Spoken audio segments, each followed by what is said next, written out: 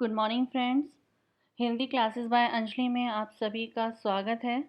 आज जो हम टॉपिक शुरू करने जा रहे हैं उपसर्ग, उसे समझाने से पहले मैं आप सभी से एक रिक्वेस्ट करना चाहती हूँ कि मेरे चैनल को सब्सक्राइब कीजिएगा और मेरी वीडियोस अगर आपको पसंद आ रही हैं, समझ में आ रही हैं, तो आप इसको शेयर कीजिएगा ताकि और विद्यार्थियों तक भी इसका लाभ पहुँच सके।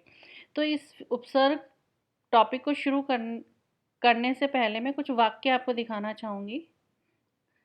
रमेश में बहुत से गुण हैं, तुम्हें अपने अवगुण को छोड़ना होगा। हमें अपने माता पिता का मान रखना चाहिए। मान से यहाँ पे मतलब है सम्मान से। किसी का भी अपमान करना अच्छा नहीं। तो इसमें ये जो मैंने दूसरे कलर से जो शब्द लिखे हुए हैं हर वाक्य के बीच में, आप इनको ध्यान से देखिए। मैं दोबारा से स्टार्ट कर रही हूँ ये वाले वाक्य। रमेश में बहुत से गुण हैं, ठीक है, गुण यानी अच्छाइयाँ। तुम्हें अपने अवगुण को छोड़ना होगा।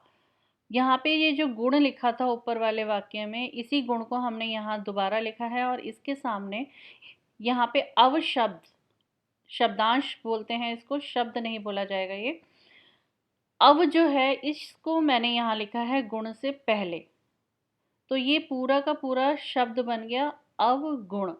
यहाँ पे गुण से मतलब था अच्छाई और यहाँ अवगुण से मतलब है बुराई। यानी रमेश में बहुत सी अच्छाइयाँ हैं, तुम्हें अपनी बुराइयों को छोड़ना होगा। तो यहाँ पे आप देखेंगे कि बिल्कुल मतलब ही बदल जाता है, दोनों का अर्थ ही चेंज हो गया, परिवर्तन हो गया। ठीक है, क्यों क्यों परिवर्तन हुआ? क्योंकि इसी गुण के आगे, इस गुण शब्द के आगे हमने इन दो अक्षरों को लिखा है, जिसे हम यहाँ पे व्याकरणिक भाषा में कहते हैं शब्दांश।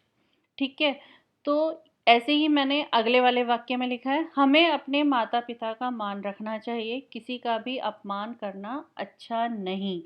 अब यहाँ पे मान शब्द जो ऊपर लिखा था, जिसका मतलब होता है सम्मान करना, वही मान शब्द मैंने नीचे भी लिया, लेकिन इसके आगे मैंने दो अक्षर लिख दिए अ और प।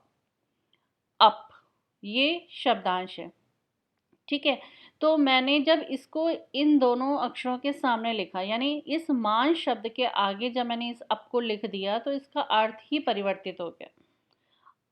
मान यानी सम्मान, सम्मान का विपरीत हो गया अपमान, यानी बिल्कुल ही उलट, बिल्कुल ही इसके उल्टा हो गया।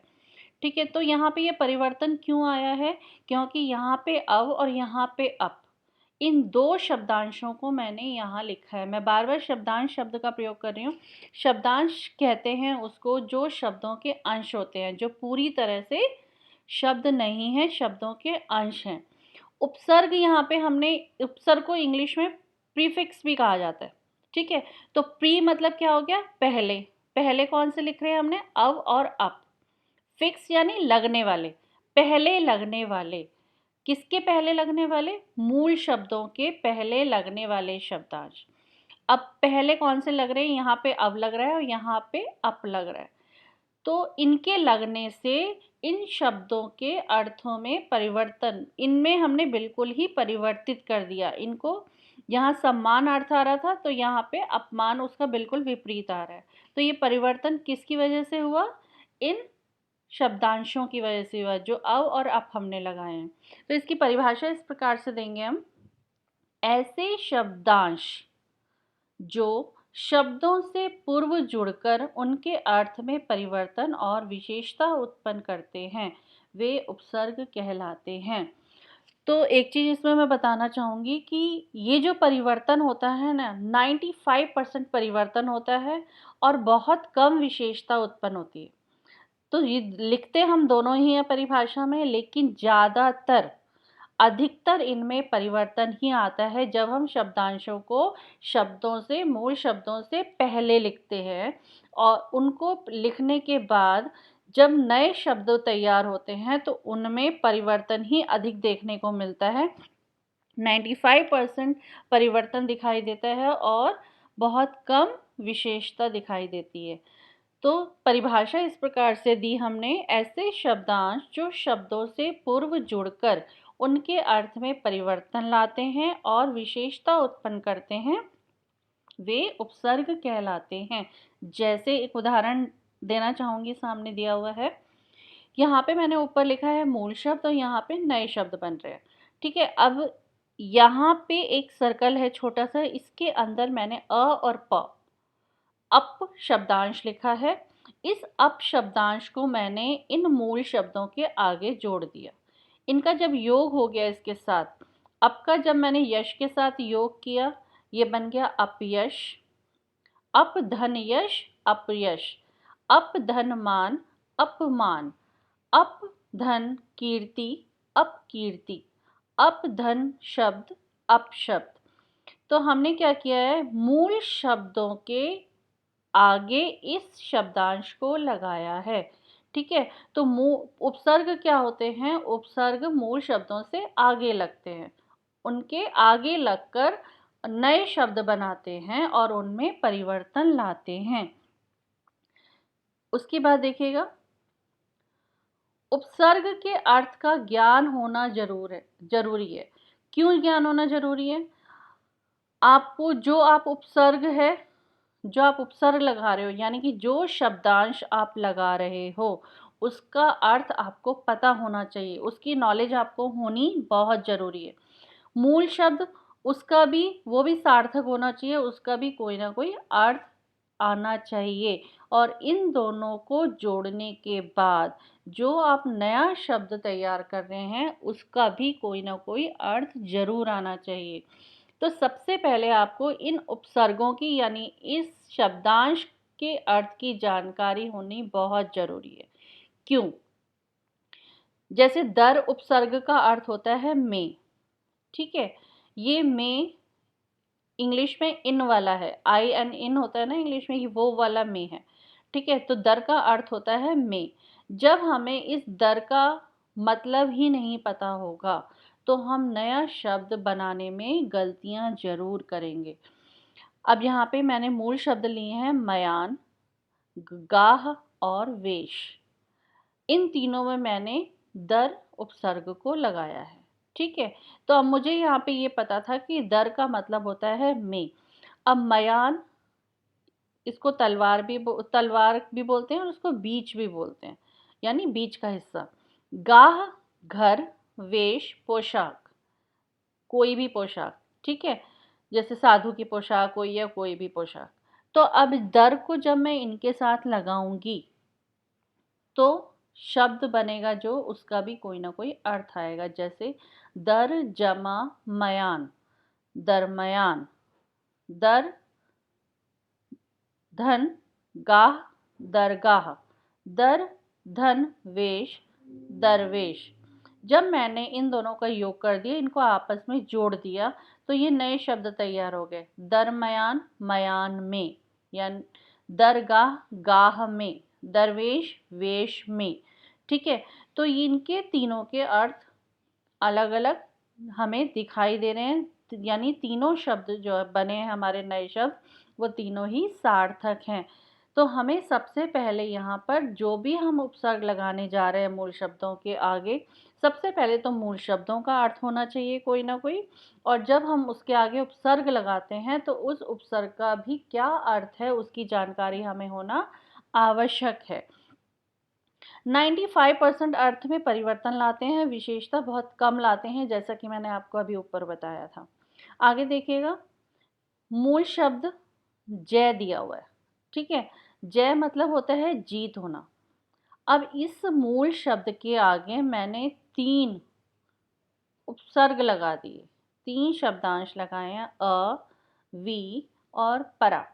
अब इन तीनों के तीनों शब्दांशों का, इन तीनों के तीनों उपसर्गों का अर्थ है, अ का मतलब होता है नहीं, वी का मतलब होता है खास यानी विशेष, परा का मतलब उल्टा भी होता है और पीछे भी। तो अब जब मैंने इन तीनों को इसके साथ जोड़ा, अ जमा जय, ये क्या बन गया, अजय। अजय जो हमने नया शब्द बनाया, उसका भी अर्थ आ रहा है। जय मतलब जीत और अजय मतलब जिसे जीता ना जा सके, क्योंकि हमने अ लगाया है और अ का मतलब होता है नहीं, जो हमने अभी यहाँ पे लिखा है। ठीक है। अब मैंने वी जब इसके साथ जोड़ दिया, इसके साथ इसका योग हो गया, तो ये बन गया विजय। विजय का जय का मतलब जीत और विजय का मतलब जीत यानी विशेष जीत। तो अब यहाँ पे आप देखेंगे कि यहाँ पे तो जिसे जीता ना जा सके, ये क्या आ रहा है, परिवर्तन आ रहा है। ठीक है, जय का अजय हो गया। अब जय के साथ जब मैंने वी को जोड़ा तो ये बन गया विजय। तो ये विशेषता दिखा रहा है इसकी, विशेष विशेष जीत। यहाँ पे ये बोल रहा है जिसे जीता ना जा सके, ये परिवर्तन हो गया। और यहाँ पे ये इसकी विशेषता दिखा रहा है कि विशेष जीत हुई है। अब परा को जब जोड़ेंगे हम जय के साथ, तो ये शब्द बन जाएगा पराजय।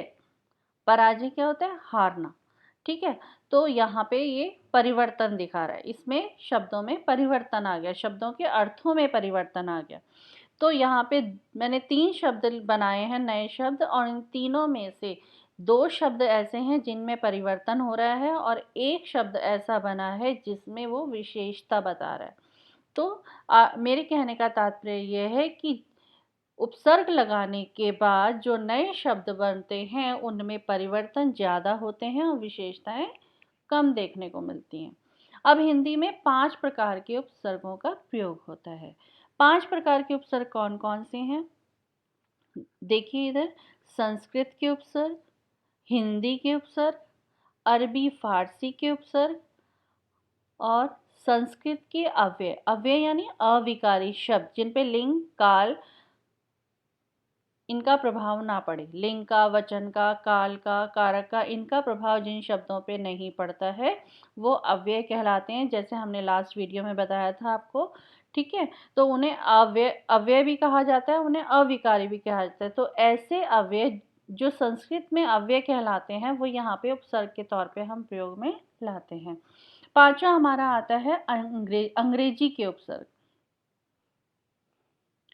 तो चलिए सबसे पहले हम देखते हैं संस्कृत के उपसर्ग। ठीक है, तो संस्कृत के उपसर्ग सबसे पहले हम यहाँ पे इनके अर्थ साथ साथ जान लेते हैं कि इनके अर्थ क्या हैं। अति, अधिक, अनु, पीछे, अप, बुरा, अभी, सामने, दुर, बुरा, विशेष, रहित, सु, अच्छा, विशेष। ठीक है, सबसे पहले तो इनके अर्थों की जानकारी होने बहुत ज़रूरी है। अगर आपको इनके अर्थ नहीं पता ना, तो आप मतलब रॉन्ग लिखाओगे वहाँ पे शब्द, आपको जानकारी नहीं होगी कि आप क्या लिख रहे हो।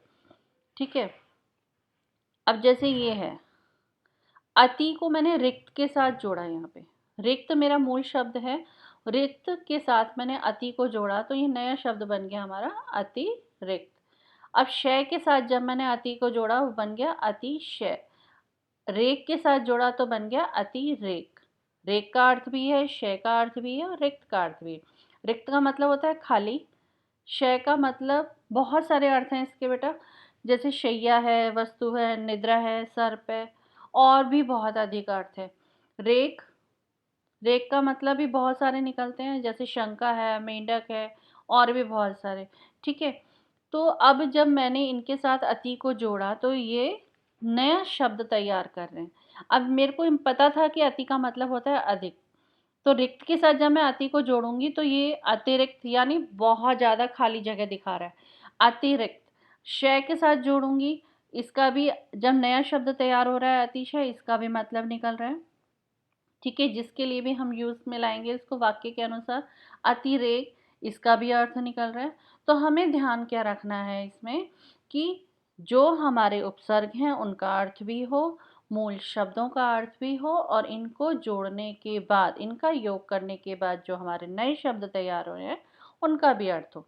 अनुजमा शासन, अनुशासन, अनुजमा भव, अनुभव, अनुजमा कूल, अनुकूल, अपजमा शब्द, अपशब्द, अपजमा मान, अपमान, अपजमाकार, अपकार। ऐसे अभी को जोड़ा मान के साथ अभिमान, अभिजमा नव, अभिनव, अभिशाप, दुर जमा गुण, दुर्गुण, दुर्बल, दुर्घटना, निर्मल, निर्भय, निर्दोष, सुपुत्र, सुशिक्षा, सुगम, वि जमा देश, विदेश। इसी प्रकार और दूसरे शब्द बना लिए विज्ञान और विभाग। तो ये तो थे हमारे संस्कृत के उपसर्ग। उसके बाद आते हैं हम हिंदी के उपसर्गों पर। हिंदी के उपसर्ग देखिए, अन, नहीं, स, सहित, अध, आधा, बिन, बिना, नि, हीन, भर, पुरा, उ, अभाव या रहित होना, उसके बिना होना। तो देखेंगे, अन जमा पढ़, अनपढ़, अन जमा जान, अनजान, अन जमा मोल, अनमोल। तो अगर हम इनके टुकड़े करते हैं ना, तो टुकड़े करने के बाद भी इनके अलग अलग अर्थ हैं। अन का भी अर्थ है, मोल का भी अर्थ है, लेकिन और इनको जब मैंने जोड़ के लिख दिया, नया शब्द बना दिया, इनके योग से जो नया शब्द मिला उसका भी अर्थ है। ठीक है, सफल, स जमा फल, सफल, सपूत, सपत्नी। अध यानी आधा, अध पका। अब टुकड़े करके देखो जरा, टुकड़े करने के बाद भी इसका भी अर्थ है आधा पका हुआ। ठीक है ना। ऐसे ही अध मरा, अध खिला, बिन कहा, बिन मांगा, बिन ब्याहा, निडर, नी जमा डर, निडर यानी डर से हीन, जिसको डर ना लगता हो। निशांत, निपट, भरपूर, भरपेट, भरसक, उजाड़, उखाड़, उऋण। ठीक है। इसके बाद हम देखते हैं अरबी और फारसी के उपसर्ग। खुश, अच्छा, ना, नहीं, गैर, भिन्न या नहीं, कम, न्यून, ला, बिना, बा, साथ, हम, समान। खुशहाल, खुशबू, खुशकिस्मत, ये हमारे नए शब्द हैं जो इनसे बने हैं। नाखुश, नासमझ, नापसंद। गैर कानूनी, गैर जिम्मेदार, गैर हाजिर, कमज़ोर, कम अक्ल, कम उम्र, लाइलाज, लावारिस, लापरवाह, बाइज्जत, बाकायदा, बाअदब, हम सफ़र, हमराज, हम शक्ल। तो ये सब जो हैं ये अरबी और फारसी से आए हुए हैं शब्दांश, जिन्हें हमने यहाँ उपसर्ग के तौर पे प्रयोग में लाया है। अब आते हैं उपसर्ग की भांति प्रयुक्त होने वाले संस्कृत के अव्यय। हमने अव्यय के बारे में पढ़ा है लास्ट वीडियो में। तो संस्कृत के जो अव्यय होते हैं, जो उसके अविकारी शब्द हैं, उनको हमने यहाँ पर उपसर्ग के तौर पर प्रयोग में लाया है। जैसे अधः, नीचे, अलम, बहुत, चिर, दीर्घकालीन, तिरस, निषेध, पुनर, फिर, सत, सच्चा, सम, समान। अधः जमा पतन, अधः पतन। ठीक है। अधः जमा गति, यहाँ पे विसर्ग संधि हो रही है। तो एक बात का ध्यान रखिए, अगर आपको 5 चीज़ें अच्छे से आती हैं व्याकरण में, संधि नंबर 1 पर, समास नंबर 2 पर, ठीक है, फिर उपसर्ग, फिर प्रत्यय और अवयवों की जानकारी, अगर आपको ये पांचों चीज़ें की जानकारी, इन पांचों चीज़ों के बारे में अच्छे से नॉलेज है, तो आपको हिंदी में कोई मात नहीं दे सकता। आप प्रतियोगी परीक्षाएं जितनी भी होती हैं उनमें कभी मात नहीं खा सकते। ठीक है। तो यहाँ पर हमारी हो रही है विसर्ग संधि, अधः जमा लिखित, अधोलिखित। ठीक है। अलंकार, अलंकृण, अलंकृत, चिरकुमार, चिरपरिचित, चिरकालीन, तिरस्कार, तिरस्कृत, तिरोभाव, पुनरागमन, पुनरावृत्ति, पुनरिवह, सद्गुण, सत्कर्म, सत्कार, समकोण, समतल, समवयस्क। तो ये हमारे जो उपसर्ग हैं ये हमारे संस्कृत के अव्यय हैं, जो यहाँ हिंदी में हमने उपसर्ग के तौर पर प्रयोग में लाए हैं। उसके बाद हमारे अंग्रेजी के कुछ उपसर्ग हैं, इन शब्दांशों के अर्थ देख लीजिए।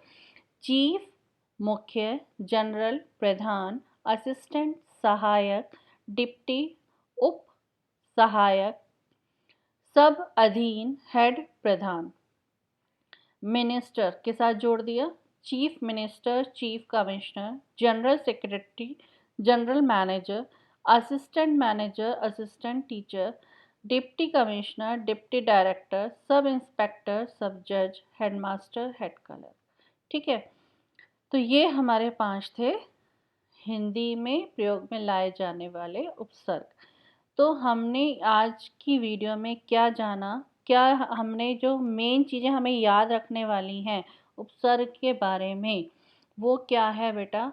आपको सबसे पहले तो उपसर्ग, प्रीफिक्स, आपको एक लाइन याद रखनी है कि सबसे पहले नंबर पे आपको ये याद रखना है प्रीफिक्स। प्री यानी पहले, फिक्स होने वाले, यानी कि जो मूल शब्दों से, किससे पहले फिक्स होने वाले? मूल शब्दों से पहले फिक्स होने वाले, यानी पहले लगने वाले। मूल शब्द थे ये गुण और मान, इनसे पहले अगर हम जिन शब्दांशों को लगा रहे हैं, ठीक है, वो आपके प्रीफिक्स कहलाते हैं, यानी उपसर्ग कहलाते हैं। तो पहली बात हमें क्या याद रखनी है इसके अंदर, उपसर्गों में हमें सबसे पहले ये याद रखना है कि हमें उपसर्ग यानी शब्दांश, ऐसे शब्दांश जो हम मूल शब्दों से पहले लगाएं, ठीक है, वो उपसर्ग हैं। मूल शब्दों से पहले शब्दांशों को लगाना है यहाँ पर। दूसरा हमें जो मेन चीज़ याद रखनी है इसके अंदर वो ये है कि हमें इन शब्दांशों के अर्थों की जानकारी होनी बहुत ज़रूरी है, ठीक है। 2 बातें याद रखनी है। पहली कि हमें इन्हें मूल शब्दों से पहले लगाना है, शब्दांशों को, शब्द नहीं शब्दांशों को, जो शब्दों के अंश हैं उन्हें हमें मूल शब्दों से पहले लगाना है। और दूसरी बात हमें क्या याद रखनी है, अगर आपको इसमें कभी भी मात नहीं खानी तो आपको सबसे पहले ये याद रखना है कि आपको इनकी जानकारी अवश्य होनी चाहिए कि जो आप उपसर्ग लगाने जा रहे हैं उनके अर्थ क्या होते हैं, ठीक है। उसके बाद आपको उपसर्ग पता होने चाहिए कि हिंदी में हम 5 तरह के उपसर्गों का प्रयोग करते हैं। पहला संस्कृत के उपसर्ग, फिर हिंदी के उपसर्ग, अरबी फारसी के उपसर्ग और संस्कृत के अवयवों को यहाँ पे उपसर्ग के तौर पे प्रयोग में लाते हैं, और 5वां अंग्रेजी के उपसर्ग। तो फ्रेंड्स आज आज के लिए इतना ही। आपसे आज्ञा चाहूँगी, अगली वीडियो में फिर से मिलते हैं। तब तक के लिए, हाँ, अगली वीडियो मेरी जो है वो प्रत्यय पर आधारित है, तो प्रत्यय की जानकारी हम अगली वीडियो में लेंगे। तब तक के लिए आज्ञा दीजिए। धन्यवाद।